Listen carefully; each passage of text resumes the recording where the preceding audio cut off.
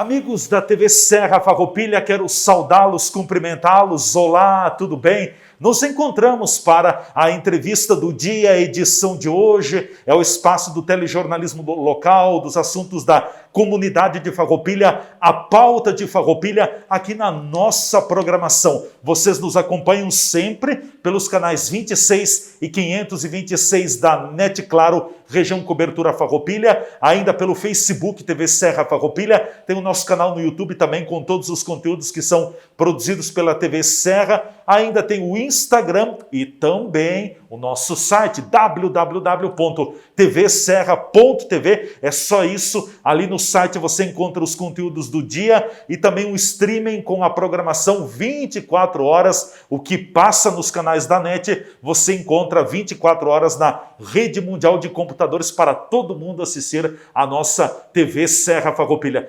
Estamos respeitando os protocolos sanitários. Eu peço nesse momento a licença para a remoção, para a retirada da máscara. Enfim, a gente também ainda reforça o uso da máscara, mas nesse momento do vídeo, mantida a distância, também os protocolos seguidos, a gente pede então esta permissão para não fazer o uso da máscara, até para que a gente possa ter uma comunicação mais limpa, mais clara e também mais direta. Nós recebemos hoje aqui nos estúdios da TV Serra Farroupilha, e ele também estava com a máscara, a removeu quando removi a minha, o delegado da Polícia Civil de Farroupilha, o delegado Ederson Bilhan, é o nosso convidado no programa de hoje. Nós vamos ter na pauta com o delegado muitos assuntos, olhando a questão da segurança pública. Falaremos um pouco também sobre a questão que envolve os casos da Lei Maria da Penha. Tivemos no mês de agosto a comemoração dos 15 anos da Lei Maria da Penha, que entrou em vigor no Brasil, mas eu quero especialmente tratar um assunto muito relevante que chocou a comunidade de Farroupilha pela violência extrema que movimentou a nossa comunidade no mês de agosto, quando nós tivemos um rapaz, um jovem de 38 anos que foi duramente torturado, tortura psicológica, tortura física. Ele foi 2 vezes ao hospital aqui de Farroupilha também, e olha, os agressores acabaram, citando alguma coisa, acabaram até extraindo dentes a seco da própria vítima, arrancaram a barba. Outra situação, queimavam o corpo atrás da orelha com cigarro. Ele foi obrigado a se jogar num penhasco de metros de altura, ali na região da linha Boêmios também. Depois ele ficou desacordado quando caiu daquela altura, acabou subindo e pedindo ajuda a populares, entre tantas situações de agressão que esse jovem, que esse rapaz recebeu. E há poucos dias a Polícia Civil de Farroupilha prendeu o segundo acusado, ou mais envolvido talvez, nessa série de torturas para cima desse rapaz. Por isso quero cumprimentar o nosso delegado da Polícia Civil, titular da DP de Farroupilha, delegado Ederson. Obrigado por estar aqui nos estúdios da TV Serra, é um prazer recebê-lo, tudo bem? Olá, tudo bem? Olá, telespectadores. É sempre um prazer trocar uma ideia, prestar conta do nosso serviço à comunidade e com ênfase nesses casos mais rumorosos, eu diria, e esse mencionado não deixa de ser um dos casos, talvez nos últimos tempos e talvez na história recente de Farroupilha, um dos casos de maior perversidade que tivemos, um caso que extrapola os limites do bom senso, não que a agressão tem um limite aceitável, evidentemente, claro, mas na atividade policial a gente é acostumado no dia a dia a ver casos de agressão. Esse extrapola em muito os limites costumeiramente vistos. O que o senhor pode colocar que não venha a ferir também a continuidade das investigações da Delegacia da Polícia Civil, enfim, do setor da segurança pública sobre esse caso de tortura, tentativa de homicídio que ocorreu entre os dias 9 e 11 de agosto, né? 9 e 11. Exatamente. A Polícia Civil tomou conhecimento do fato na sua inteireza dia 12, por volta do meio-dia. Os fatos aconteceram em 2 momentos. Dia 9, eu vou chamar de sessão de tortura, se bem que sessão não seria a palavra mais adequada, mas enfim, 2 momentos. Um primeiro momento, uma primeira etapa. A primeira etapa de tortura, que foi dia 9, quando A vítima, que é empregada, teve como seu algoz naquele instante o seu empregador, cuja finalidade das agressões iniciais, segundo o que se apurou, o empregador imputava à vítima a responsabilidade por ter furtado, subtraído uma certa quantia de dinheiro da empresa em que trabalhava. Pois bem, naquele momento, dia 12, por volta aí no finalzinho da tarde, este empresário cismou, enfim, confabulou que o empregado tinha subtraído dinheiro, foi até onde ele morava, que ele mora no mesmo complexo da empresa, e começou a torturá-lo para que confessasse onde estava o dinheiro. Naquele instante, houve uma série de atos de agressões, como ali ficou consignado o que se apurou naquele primeiro dia, coronhada na cabeça, enfim, choques, pranchaços de facão. Em determinado momento, a vítima apagou, desmaiou e foi abandonada às margens aqui de uma rodovia no interior de Farroupilha. Isso início da noite, do dia 9, né? Do dia 9. Início da noite por ali. A vítima, após reanimar, após acordar, pediu socorro. Alguém, não identificamos quem acionou especificamente o SAMU e a Polícia Militar, a Brigada Militar. Ele foi socorrido e trazido ao hospital. Naquele primeiro momento, ele deu uma versão, daí foi registrada a primeira ocorrência policial, que ele deu a versão lá no fato, que evidentemente o pessoal perguntou, o que houve? A vítima deu essa versão. Deu a versão dizendo o seguinte, eu estou chegando aqui na cidade agora, eu vim de fora, e fui roubado, desci na rodoviária e fui roubado, me abandonaram aqui, me bateram, me abandonaram aqui. Mas ficou evidente, logo na sequência, a gente identificou que essa versão da vítima, inidônea, é verdade, ele deu isso em temor aos agressores, aos seus algozes. Futuras represálias. Exatamente. Aí ele, para não, daqui a pouco, fazer com que a polícia fosse de imediato atrás dos verdadeiros agressores, ele inventou uma história em temor. Foi para o hospital, isso foi dia 9, final da noite, início da madrugada do dia 10, recebeu atendimento médico. Noite já do dia 10, dia 10 de agosto, me referi em 2021, ali uma terça-feira, dia 10, uma terça-feira, isso aí, ele deu alta por volta ali do início da noite. E os próprios agressores orquestraram a retirada dele no hospital. A busca dele no hospital. No então, processo de alta. Exatamente. Então, como a família da vítima não é da cidade, ela acabou voltando para as mãos dos seus próprios agressores. E eles bolaram um plano de modo que nem a vítima desconfiou que estaria voltando para as mãos deles. Evidentemente, o hospital tem que liberar para alguém, né? Sim. Eles orquestraram uma forma que não deixasse suspeita. A vítima, tão logo saiu do hospital, já percebeu que tinha voltado, né, para a mão dos agressores. E a partir daquele momento, eles colocaram o indivíduo num veículo, levaram até um determinado, outra determinada empresa, cuja finalidade, cujo ramo não vou identificar, nem aonde eu vou identificar, num outro município aqui. Mantiveram essa vítima sob cárcere um determinado período e, em um horário ainda a definir, não está bem delimitado, mas na madrugada já do dia 11, por ali, trouxeram ele para o complexo empresarial inicial, onde houve a primeira agressão, e o torturaram até por volta de meia tarde do dia 11. Então, só para resumir, pegaram a vítima por volta de antes da meia-noite, entre 20 e 21 horas no hospital, do dia 10, e mantiveram sob seus domínios, sob sua custódia, enfim, agressões. Quase um dia. Até a meia tarde do dia 10, dia seguinte, então deu quase um dia. Depois de uma série de atos de agressão, estamos por volta do meio da tarde do dia 10, levaram, né, não satisfeitos com todos esses atos de agressão, como bem mencionou na fase preambular da nossa entrevista, levaram ele até um penhasco que tem aqui na linha Boêmios, saída aqui de Farroupilha. Acho que são 8, 10 metros de altura, né? Eu estive lá no local, olha, não sou perito em altura, mas assim, é assustador. Eu chuto mais, de 10 para mais, eu chuto 10 a 15, metros. Mas eu não aferi tecnicamente, não tenho aferição técnica. Mas é uma altura considerável. É uma altura considerável. Lá a gente fez questão de identificar exatamente o local, fizemos contato com o SAMU, que socorreu a vítima lá para nos indicar onde é que era, enfim, a gente identificou o local. E fizeram com que a vítima se jogasse nesse penhasco. Na queda, a vítima constatou-se que a vítima teve fratura de 2 vértebras, muito provavelmente decorrente dessa queda num ambiente rochoso. A vítima caiu lá, evidentemente desmaiou, né, a queda.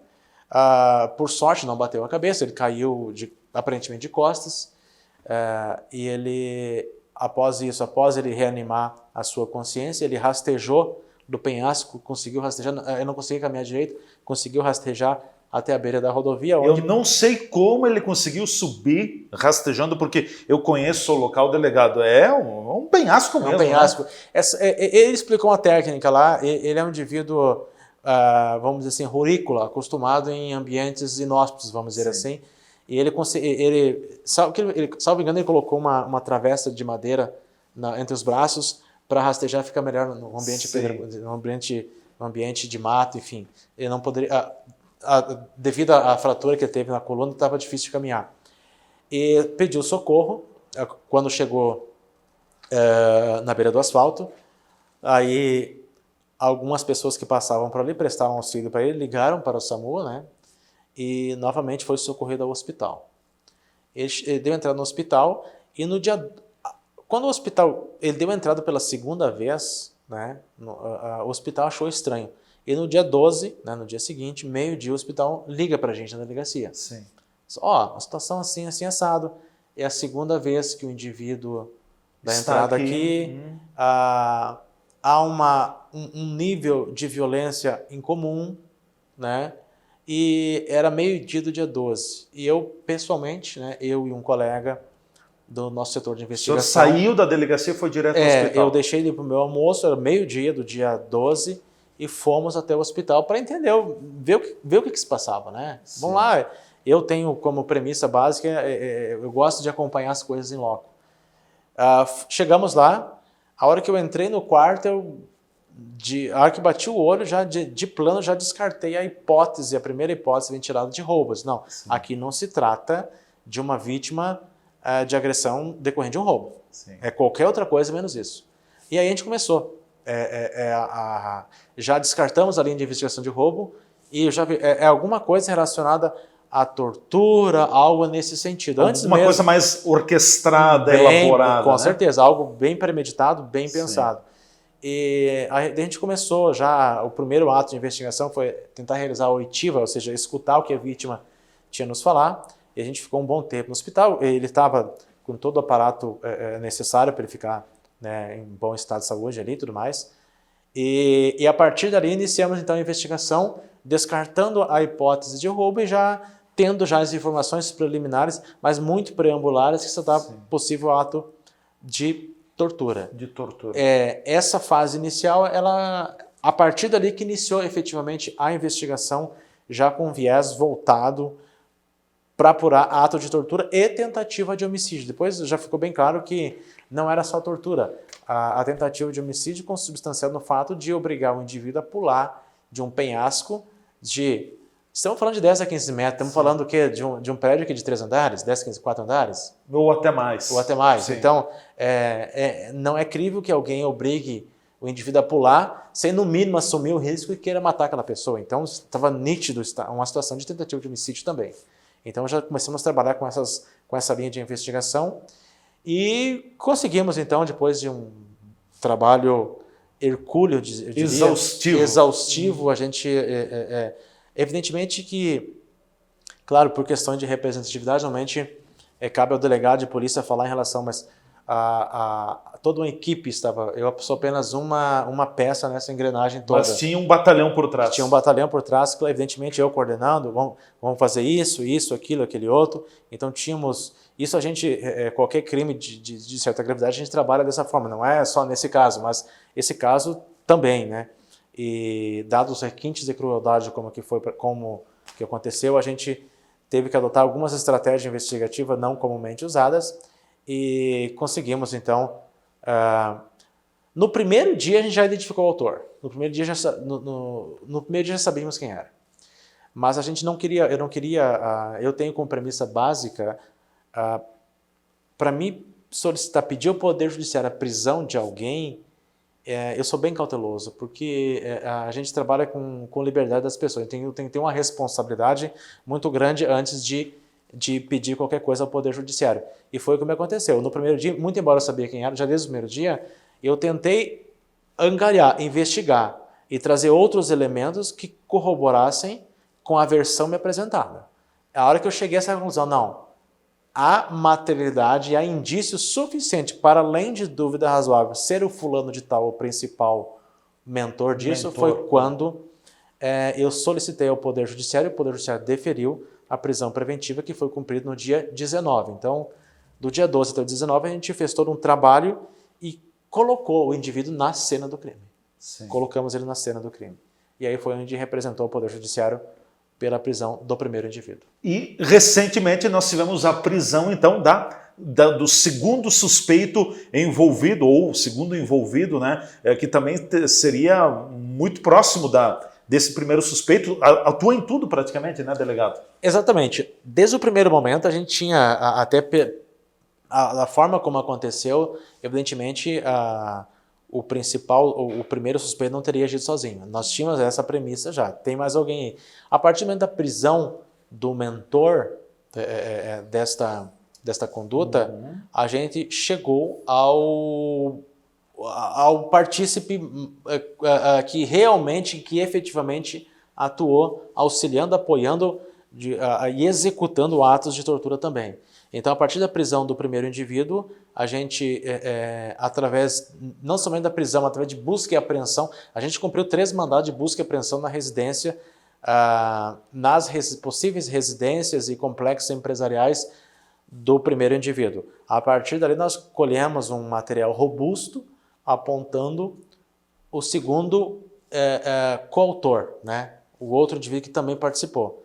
E também com a materialidade, com indício de autoria contundente, a gente representou o Poder Judiciário e o Poder Judiciário deferiu a segunda prisão, né? A prisão do segundo indivíduo, certo. Que foi onde nós cumprimos agora no último dia 31, foi cumprido então, e prendemos o segundo Nesta indivíduo. Semana, portanto, né? Exatamente. E não está, a Polícia Civil descarta a possibilidade de participação de outras pessoas, ou seriam só apenas esses 2? Não se descarta, não se descarta. Estamos investigando a participação de outros indivíduos, até porque aonde aconteceram os fatos, tinham mais pessoas. Aí o que a gente está tentando identificar, qual que é a participação, qual que é a real participação, até que ponto essas pessoas tiveram a contribuição para o resultado que a gente apurou na investigação. Então, sim, a investigação está encaminhando para tentar identificar eventuais partícipes e todas as circunstâncias que permeiam o caso. Com certeza. Algo mais que o senhor gostaria de colocar ou está bem posicionada essa contextualização toda, delegado? Não, acho que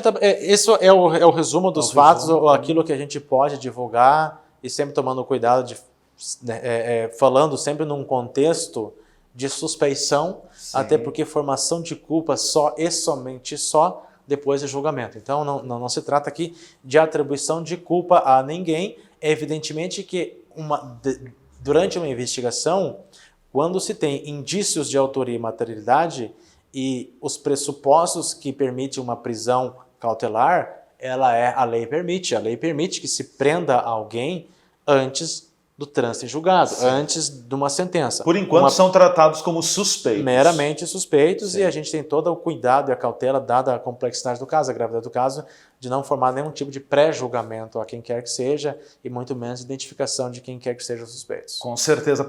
Eu faço questão, com a permissão do delegado Ederson, também de listar aqui, recebi isso do próprio delegado também, esses dados de algumas das agressões que esta vítima passou. Segundo informações, né, o delegado confirma, é mais que uma dezena, muitas, nem todas estão aqui, mas algumas que são possíveis de serem divulgadas. Olha só, os agressores queimaram a orelha esquerda da vítima com um cigarro e derramavam álcool. Um outro tipo, eles encostavam a corrente da motosserra no pescoço da vítima, do lado direito, ligavam a motosserra e quando começava a funcionar, atiravam. Veja bem. Outra, com uma alicate, esmagavam os dedos da mão direita. Mais outra, depois de passar depois passaram a inserir agulha sobre as unhas da mão direita. Mais uma também. Na mão esquerda, inseriram na pele algumas agulhas quentes. Na sequência, com um alicate, arrancaram alguns dentes. O laudo médico apontou que foram 5 dentes subtraídos. Que os indivíduos, os agressores, urinavam em uma caneca e fizeram com que a vítima tomasse aquilo. Durante os atos de agressão, efetuaram um disparo ao lado do ouvido e outro em direção ao seu pé. E os resquícios do tiro lesionaram o dedão do pé direito. Mais uma. Que no olho direito inseriram agulha e mexiam como se fossem tirar o olho da vítima. No olho esquerdo, queimaram com uma espécie de isqueiro que tinha uma chama forte. Usaram uma cunha, olha só essa que barbaridade. Usaram uma cunha para colocar os testículos da vítima em cima e bateram com um martelo. Imagina a dor que não deve ter sentido. Cortaram seu cabelo com uma máquina de tosquear ovelha. E essa máquina corta a pele junto também. Outra, arrancaram a sua barba com uma pinça e uma faca sem fio.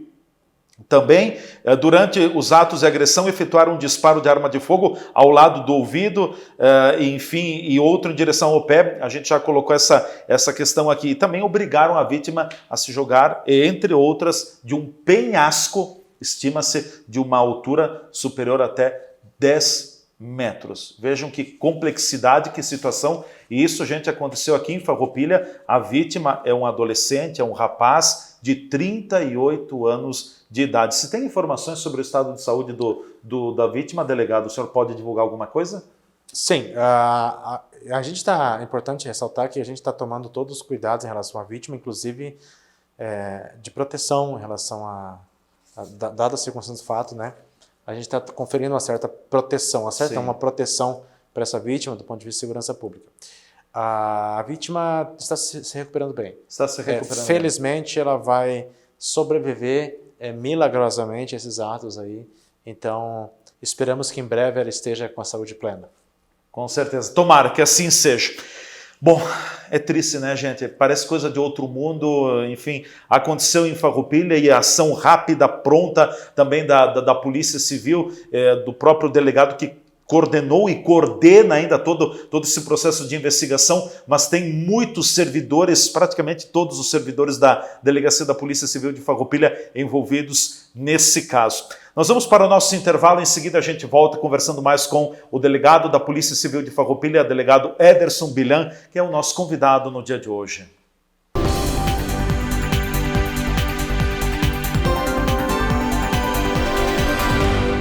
Se tem uma coisa que todas nós queremos no inverno, é se sentir quentinha e confortável, não importa onde. E é para isso que a Malharia Anselmi preparou um outlet para você, com grande variedade de produtos e super descontos. Outlet Anselmi em Farroupilha, atrás do centro de compras ao lado da rodoviária, na Rua Silveira Martins 660, bairro Volta Grande. E pode vir tranquila, estamos respeitando todos os protocolos de saúde.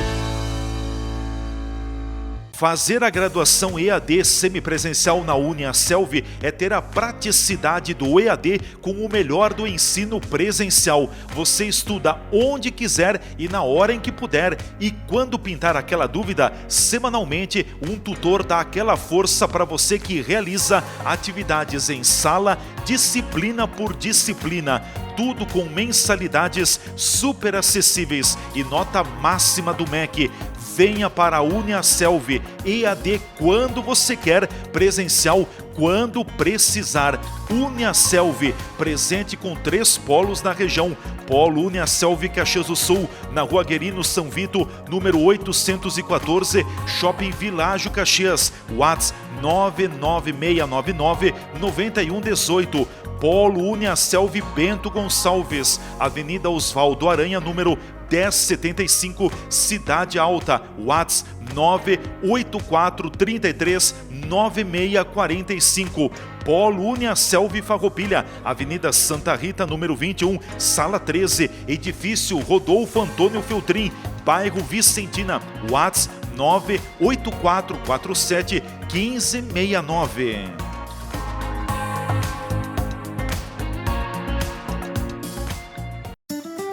Chegou a hora de unir forças. Juntos, vamos cuidar das nossas famílias e da nossa comunidade. Queremos mostrar que Farroupilha é uma cidade grande em solidariedade e oportunidades. Por isso, com a reabertura do nosso comércio, é muito importante que você também faça a sua parte. Compre em Farroupilha e apoie o nosso lojista local. Com a união de todos, estaremos preparados para seguir em frente, pois nosso comércio é forte e vibrante. Em nossas lojas, você encontra tudo o que precisa. Fique ao lado do nosso comércio. Compre em Farroupilha e entre nessa corrente do bem. Uma campanha do Cindy Lojas Farroupilha. A Borfar Seguros tem tudo o que você precisa para ter uma vida segura e tranquila. Aqui você encontra todos os tipos de seguros para proteger seus bens e seu patrimônio. Nossa equipe é altamente preparada para lhe oferecer o que tem de melhor no mercado. E além da linha completa de seguros, a Borfar também tem linhas de financiamentos e de consórcios. Venha conversar conosco e juntos iremos buscar sempre o melhor para você.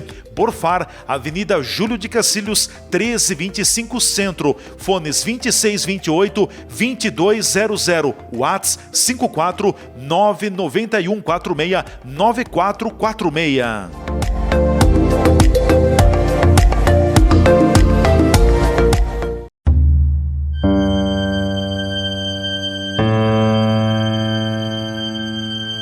Essa sou eu, uma mulher que não cai em mimimi. Coronavírus, continuei normal, cumprimentando os colegas, visitando minha família. Rolou até umas festinhas de algumas amigas, mas era tranquilo, só gente conhecida. Lavar as mãos toda hora, álcool em gel.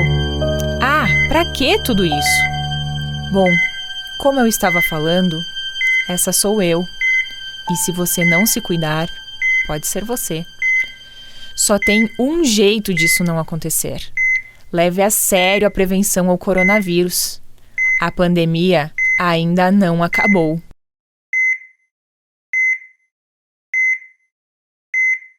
Por que um contrato de fidelidade com uma operadora de celular? Será que ela te ama? A Bitcom Celular te oferece o melhor 4G do Brasil com planos mensais a partir de R$ 39,90. Você acumula os dados não utilizados e tudo isso sem fidelidade. Isso é ou não é mais amor? Ah, e tem mais um monte de agradinhos para quem traz o seu número aqui, ó, pro chip da Bitcom. Vem! Esta é a Jasmine. Ela tem um jeito muito positivo de levar a vida. Sim aqui, sim ali e sim ali também. E sim, Jasmine adora o seu trabalho porque lá é sempre assim. Quem é policial pode fazer parte do SESC? Sim. E barbeiro pode? Claro, com certeza. O SESC é para todo mundo, inclusive para você. SESC, a força do sistema Fê-Comércio ao seu lado. Estas imagens que você está vendo aí são das 4 unidades do grupo Big Fer no país. Nossas fábricas têm mais de 100 mil metros quadrados de área construída e estão instaladas em Farroupilha, no Rio Grande do Sul, em Curitiba, no Paraná e em Votuporanga, em São Paulo. Somos o maior fabricante de acessórios para móveis da América Latina. Produzimos mais de 10 mil itens que atendem aos mercados moveleiro, metal mecânico, linha branca, metais sanitários e supermercadista no Brasil e no exterior. Temos frota própria, o que agiliza a entrega dos produtos de nosso catálogo para clientes de todo o território nacional. Estamos andando no caminho certo.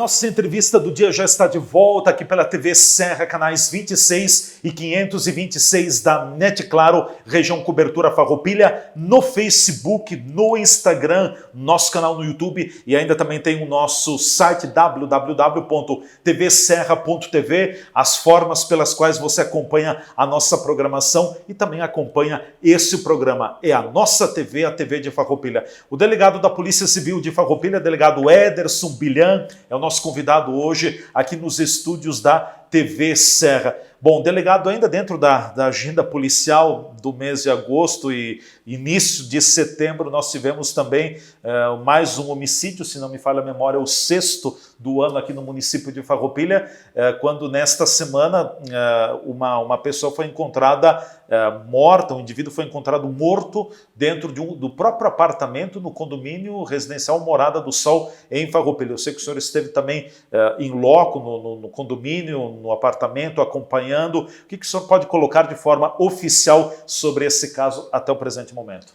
Exatamente. Tivemos esse fato, infelizmente, ali no Morada do Sol, um empreendimento aqui do programa Minha Casa Minha Vida Faixa 1. 2 da manhã do dia do fato, eu estive no local. O fato foi por volta de 2 horas. Logo na sequência nós chegamos, a Brigada Militar já estava lá, nós chegamos, acionamos a perícia, enfim, ficamos aquela madrugada toda aí diligenciando na rua. Temos algumas linhas de investigação já sobre o caso, porém, evidentemente que relacionado a qualquer indício de autoria por estratégia investigativa não será divulgado. Certo. Contudo, o fato em si, dado o contexto que se deu, é importante deixar bem claro para a sociedade que todos os acontecimentos ocorridos ali naquele empreendimento, que chega o conhecimento da Polícia Civil e das Forças de Segurança Pública de uma forma geral, a gente tem tomado providências imediatas. É lógico que lá é um problema social associado a um problema policial. E evidentemente que... É um problema em dose dupla. Em dose dupla, exatamente. Ali é uma questão que outros atores envolvidos nessa questão, a gente tem que atuar conjuntamente, porque a segurança pública por si só, ela não vai resolver o caso, que muitas questões é de ordem social. Contudo, relativamente ao aspecto da segurança pública, da investigação desse fato, e não somente desse, entre outros que chegam para nós, está sendo dado o encaminhamento devido pela Polícia Civil. Estamos empreendendo os mesmos esforços que a gente empreende em qualquer outro delito dessa natureza. A investigação continua, estamos agora, uma investigação evidentemente incipiente ainda, estamos agora com praticamente 48 horas do fato. Sim. A investigação continua e em breve esperamos, né, e tenho convicção que daremos uma resposta à altura sobre esse fato. Do fato, delegado, a vítima teria sido alvejada com tiros? O que se pode colocar?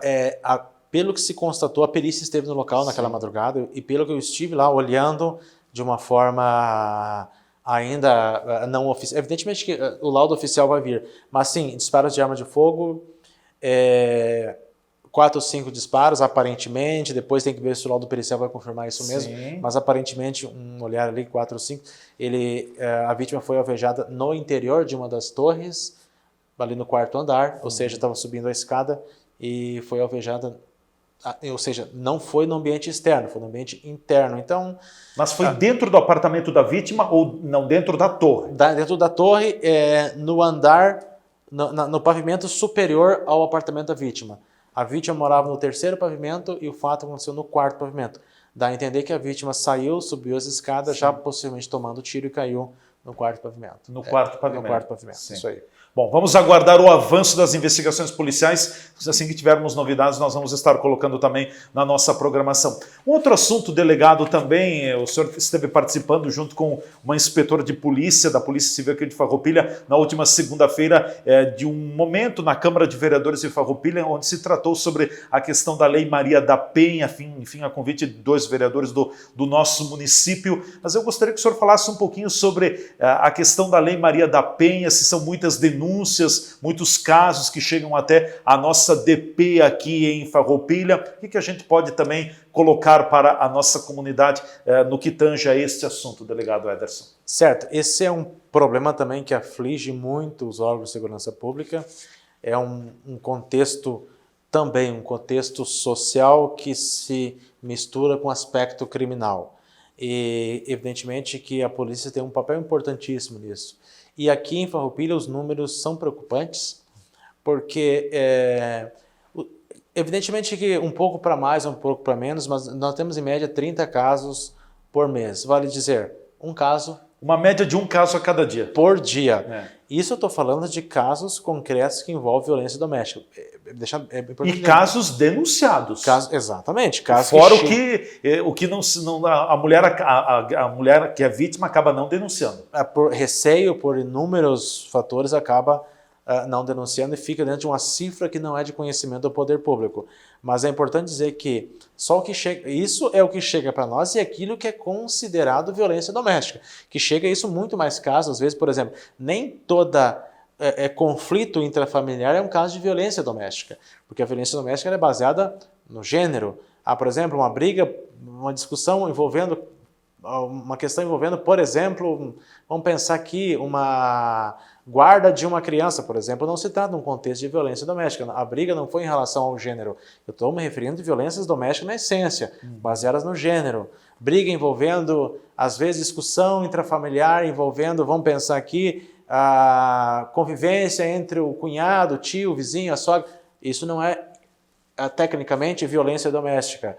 É uma briga, tem às vezes mulher vítima, mas não é violência doméstica tecnicamente. E esses números que eu falo, no mínimo, às vezes até mais, um por dia, é violência doméstica. E isso, só nesses casos, afora os casos que não chegam à polícia. Então, para os parâmetros de Farroupilha, é um número considerável, é uma demanda grande, e a gente tem tomado toda a cautela, a gente tem, tanto no atendimento, que nós temos ali na Delegacia de Polícia de Farroupilha uma sala específica, chama-se Sala das Margaridas, cujo atendimento é realizado por uma policial feminino. Importante dizer que a própria Lei Maria da Penha diz que o atendimento inicial deve ser preferencialmente, não obrigatoriamente, preferencialmente por uma policial do sexo feminino, até para daqui a pouco a vítima se sentir mais à vontade, né, para não se sentir coagida, de repente relatar algumas coisas mais íntimas, algumas agressões, ela se sente às vezes mais à vontade em expor os fatos a uma policial